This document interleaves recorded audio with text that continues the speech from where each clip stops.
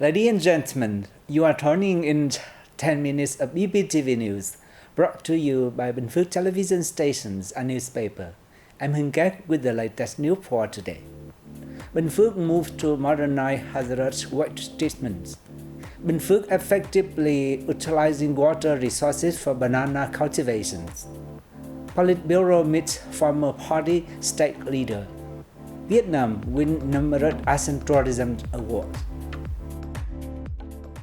Ladies and gentlemen, the Ministry of Natural Resources and Environment has licensed a number of hazardous waste treatment plants with advanced technology in Binh Phuoc province, helping limit the impact on the environment. The Binh Phuoc Environmental Technology Company is operating a hazardous and industrial waste treatment plant in Minh Lập Commune, Chương Thành Town. Beginning operations in 2010, the 50-hectare plant is capable of processing 111,100 tons a year, which will increase to about 500,000 tons a year in the future. After being collected, waste is classified, treated, and recycled on lines with advanced technology. Some waste is treated in incinerators, while valuable waste is extracted by zinc and iron recovery systems. All are reused after treatment, preventing them from causing environmental pollution.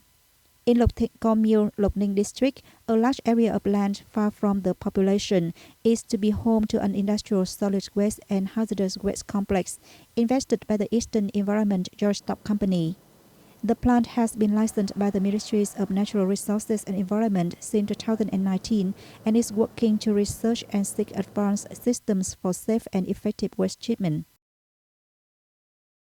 The Đông Xoài Voluntary Blood Donation Campaign Committee, in cooperation with the Hematology and Blood Transfusion Center at Giải Hospital in Ho Chi Minh City, has organized a voluntary blood donation drive. With the masses donating blood to save lives, a noble deed, the drive attracted the participations of donors came from Đông Xoài, Nguyễn Du, and Hùng Vương high schools. The Đông Xoài Volunteers Blood Donation Campaign Committee received 690 units of blood from the drive, meeting 100% of the target.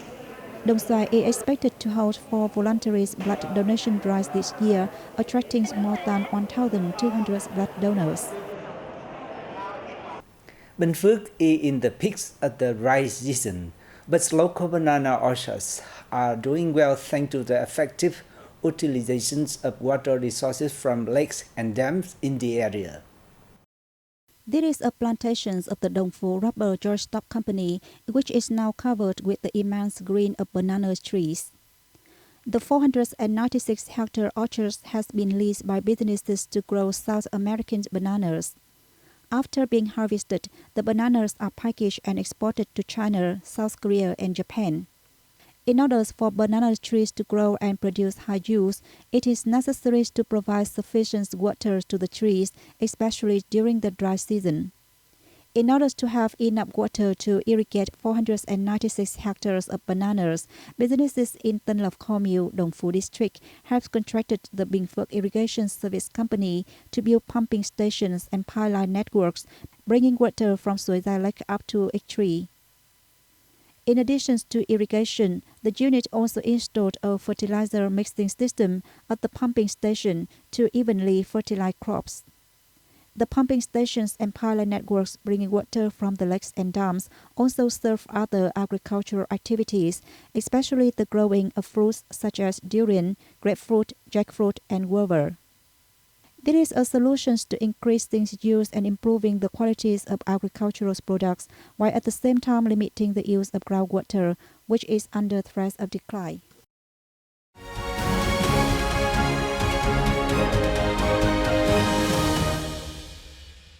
Ladies and gentlemen, the Politburo held a meeting with former senior leader of the party and state in Hanoi on February last year. On behalf of the Politburo, permanent secretaries of the Secretariat Võ Văn Thưởng briefed the former leaders on key points of the country's socio-economic situation in 2022 and key tasks for 2023. The former leaders all expressed their confidence and pride over the achievements the country has gained over the recent time. At the same time, they made comments and suggestions to contribute to improving the quality and effectiveness of the leadership of the party and state in 2023 and the following years. Speaking at the conference, General Secretary Binh Phuoc expressed his gratitude for the sincere and responsible contributions of the former leaders to the party, people, and the country. The party chiefs emphasized that the meetings with former party and state leaders are very useful.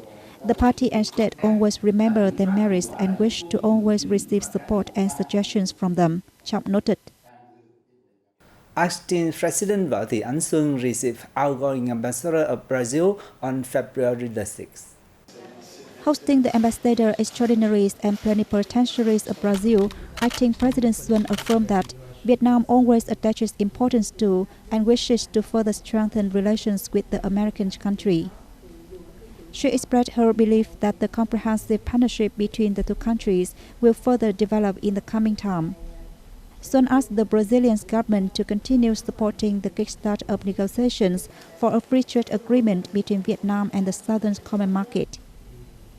Ambassador Fernando Aparicio da Silva said he hopes the relations between the two countries would continue to develop in the time to come, especially in the fields of economies and exchange of high-level delegations. In 2022, Brazil continues to be Vietnam's largest trading partners in Latin America, with trade turnover reaching a record of $6.78 billion, up 6.6% compared to the previous year. Ladies and gentlemen, trade exchange between Vietnam and Laos in 2022 grew 24% from the previous year to reach some $1.7 billion beyond expectation of the two sides. Vietnam exported $656 million worth of goods to the neighboring country in 2022, up over 10%, mainly oil and gas, fertilizers, steel, machinery and accessories, and means of transport. Meanwhile, Vietnam's imports were valued at over $1 billion, a year-on-year rise of 35%, with main items including wood and wood products, fertilizers, rubber and corn.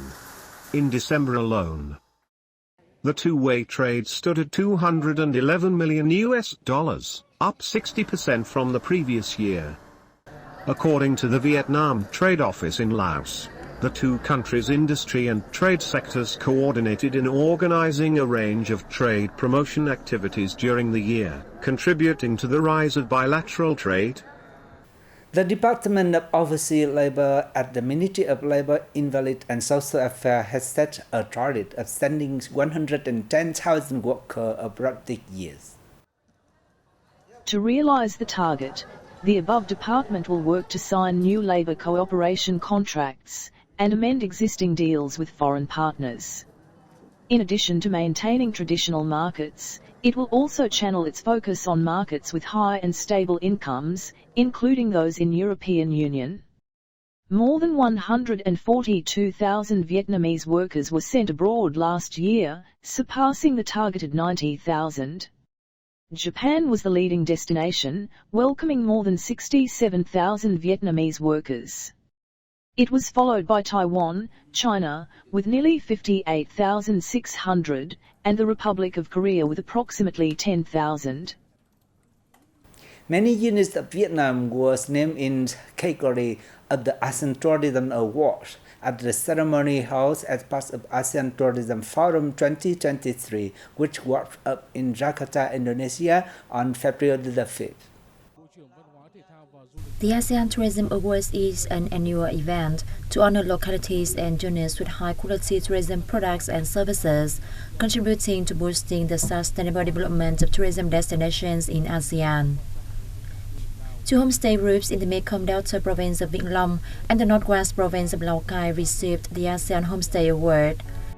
Meanwhile, 4 units won the ASEAN Community Tourism Award, namely the Quảng Bạ Community Tourism Service Cooperative in Hà Giang Province, Xin Suối Hồ Community Tourism Village in Lai Châu Province, Tân Thanh Fishing Village in Quảng Nam Province, and Thái Hải Reserve Area of Ecological Houses on Stearns Village in Thái Nguyên Province. The 2023 ASEAN Tourism Forum, took place in Yogyakarta, Indonesia from February 2nd to 5th. It is the largest annual event held alternately among the ASEAN member nations, contributing to promoting the region as an attractive tourist destination globally. The 2024 edition will take place in Vientiane, Laos. That is the end of our bulletin today. To read what this news, you can download BPTV Go or visit our website and YouTube channel. Thanks for staying with us and see you next time.